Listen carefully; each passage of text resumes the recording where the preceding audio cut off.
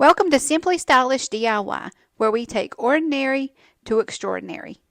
Hey y'all, welcome back to Simply Stylish DIY. If you're new here, thanks for stopping by. I hope you enjoyed today's video. And if you're a subscriber, I truly appreciate you coming back. Today, we're going to be doing a fun and easy craft by using just a simple mason jar. I went ahead and painted this pink, and that's what we're going to be using since it's going to be a Valentine DIY. But you can use the things that we're going to be doing in this video and make these for all the different seasons coming ahead. Since it's just the beginning of the year, I thought it'd be great to show just a simple and easy way to transform just an ordinary jar into something fun and exciting. So without further ado, let's get to crafting and chatting. Okay, to start this fun and easy craft, we're going to use one of the ball mason jars.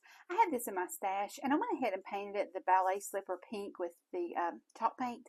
I wanted to go ahead and have it painted. I think this is 2 coats, and I already have a little bit of scratches on it, and it's kind of worn. That's the look I'm going for here. And that way it could be dry, and we could get started from this point on with the DIY.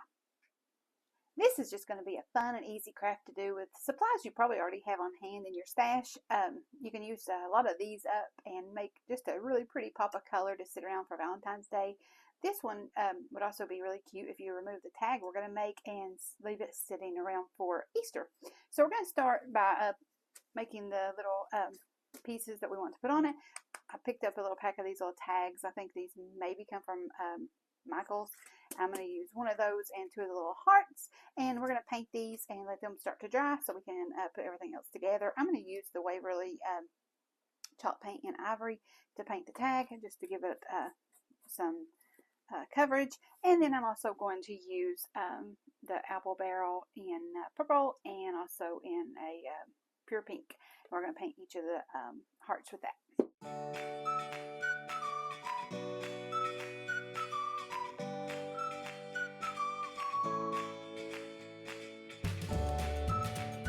Once I get these painted, I'm going to set these aside to dry, and we're going to go back to the jar. I'm going to use the Distress Oxide and Ground Espresso. I want it to look a little bit more weathered and distressed, maybe a little bit more vintage looking. So I'm just going to take it, put a little bit on my brush, and just go around the edges. Some of this you're going to be able to see, some of it you're not. I'm just going to hit the high spots just to give it that edged old kind of look, rustic. If you don't like that step, just skip it and go to the next part. I just wanted to get a little bit on here before I get started because I'm going to do the same thing with that little tag I painted, so it'll all kind of match together. Like I said, when it hangs down, some of it you're going to see, some of it you're not. I'm just going to kind of accentuate the wording of it, just kind of so that pops through. That's a good way to bring it more noticeable, especially if you like that look of the mason jar. I love the look the Distress Oxide gives to crafts like this. Just like I said, when you put it onto the high points, you get that rustic look. It looks like something you'd get in an antique store or even in your grandma's basement or attic. So this is just a good tip to use if you want to paint your jars that you get from Dollar Tree and a color, and then just distress them, and you can always come up with this look. On these little hearts, I'm going to write the word love on one and XOXO on the other, just like the conversation hearts. I thought that would be cute to put here on our little tag, so I'm just going to write those real quick after the paint had dried. Once we have that on here, I'm going to set those aside, and then we're going to put some Distressed Oxide on the tag. I'm going to go ahead and take the same Distressed Oxide and do it around the tag. I just want everything to have that vintage distressed look. I think it just ties everything in together nicely, and you'll see what I'm talking about here at the end. When we stick our flowers in, we're going to put a little bit of burlap and just make this a charming little piece that you can sit around to enjoy. I'm going to do the same thing to the little hearts. Just go around here the edges a little bit just to give them a little bit of the distressed look too, and then I'll tie both pieces in together. Next, I'm going to attach the little hearts to the tag. I'm just going to put a little hot glue on the back, and I'm going to set them off a little bit to the side like that, and position them however you want to on your tag so they all fit nice. And the last step I'm going to do, I'm just going to take my Sharpie and just go around the edges here, just kind of like a little stitching, just to add a little bit of charm.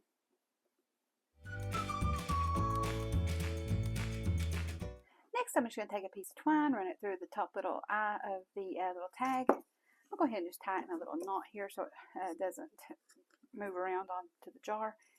Once I have that tied, I'm going to put it around the top of the jar. I didn't want to block the front of it where you could see the print on it. So I'm going to take it here and turn it to the side. You can put it wherever you want to on that.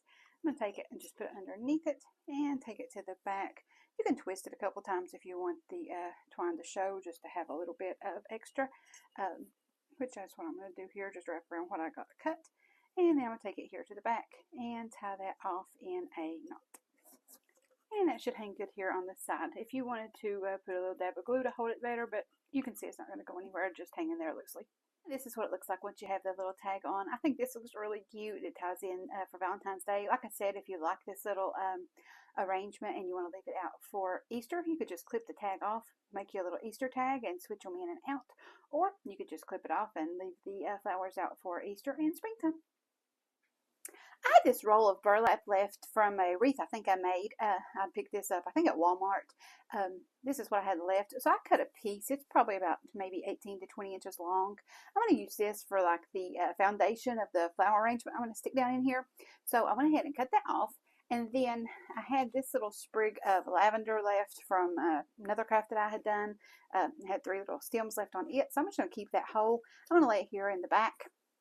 And then I had this little bunch of tulips left from another craft that I had. But a lot of times when I make arrangements that I just want to sit around my house, I don't like to just snip them off and just stick them in there. I want to keep them whole, so I can just take them out and put them into another craft or use it in something else I'm going to make. So I'm just going to leave it whole. I'm going to take the bottom stem and just fold it up here. Plus that gives a little bit of stability when you put it in your jar, that they're not wobbling over. So just go ahead and I'm going to fold that up. I'm going to lay it here on top and leave the sprigs of lavender in the back so they're a little bit higher. And then I'm going to fold this up. I want it to have this little overhang kind of coming down like a little fold over here in the front, so it can come over the jar and just be really cute. I'm going to tuck these little leaves in, and I'm going to cram it into the jar, and in that way you'll have some of the burlap to be up here in the front and some to be up here in the back. I think it's going to be really cute once we get it all put together. Once I have that all gathered together, I'm just going to hold it here in my hand and cram it down in my jar. That way, like I said, the burlap provides stability. I'm going to take that and flip it around here in the front. And if it hangs over too much, just take your fingers and tuck it in. And it kind of looks like it has a little collar on the jar that way. And it also doesn't block your tag. And then you have a little piece here sticking up in the back. If you don't like that too good, you can tuck it in more. It just gives it some pretty colors to come through. And you can, since these are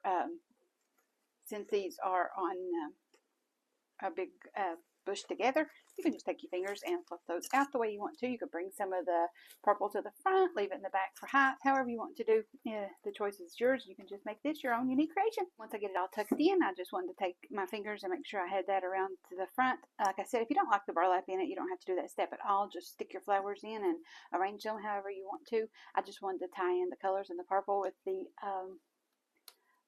little heart here in the front on the tag, and have the pinks, and I think this is a really cute arrangement to sit around to enjoy Valentine's Day. Okay, here's our finished product on this one. I just love how this turned out. This will be so cute just to sit around. I think I might put it in my kitchen window just to give it a pop of color for Valentine's Day. These will be adorable to buy florals in different colors and sit them all around and add a little bit of Valentine's charm to your decor.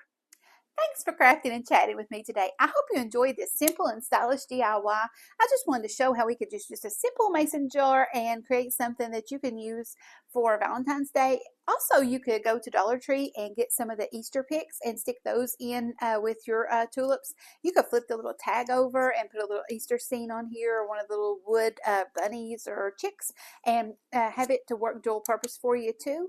So if you enjoyed today's DIY, please like and subscribe so you won't miss out on any upcoming crafty content. Also, leave me a comment down below to say hi and let me know if you're going to be using mason jars in your crafts this year. If you like the Valentine wreath here behind me, I'll link that video in the description box below so you can check out that tutorial. Until next time, happy crafting!